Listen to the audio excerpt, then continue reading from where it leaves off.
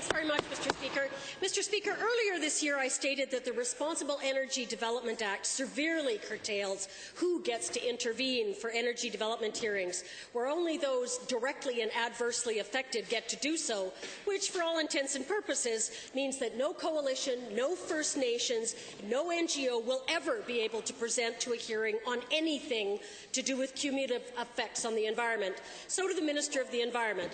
How is it democratic, fair or ethical for a government to keep concerns about cumulative effects out of approval hearings? The Honourable Minister for Environment and Sustainable Resource Development.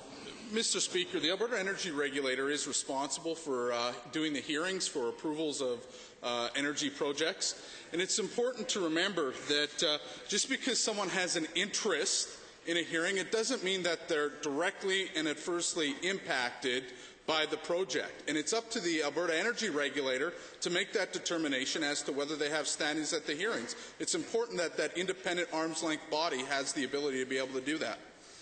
First supplemental.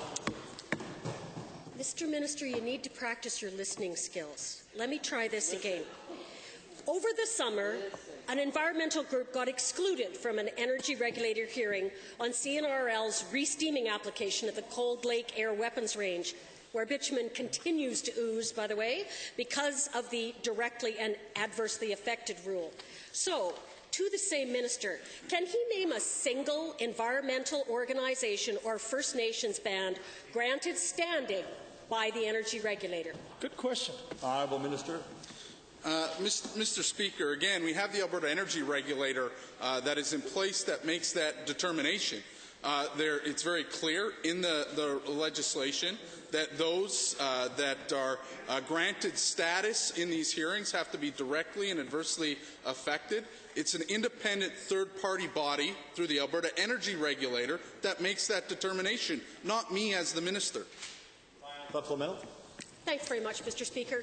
Given that this government changed the regulations, the rules, the legislation that the energy regulator is operating under to narrow it to only those people that are directly and adversely affected. And as a result, no First Nations group, no NGO, and no one except for those that live across the road are able to ask to be appearing at these hearings. So no cumulative effects have been able to be discussed as part of these hearings. Why are you allowing that? Honourable Minister of Energy. Mr. Speaker, the information that the honourable member provided, well heartfelt, I'm sure, is factually incorrect.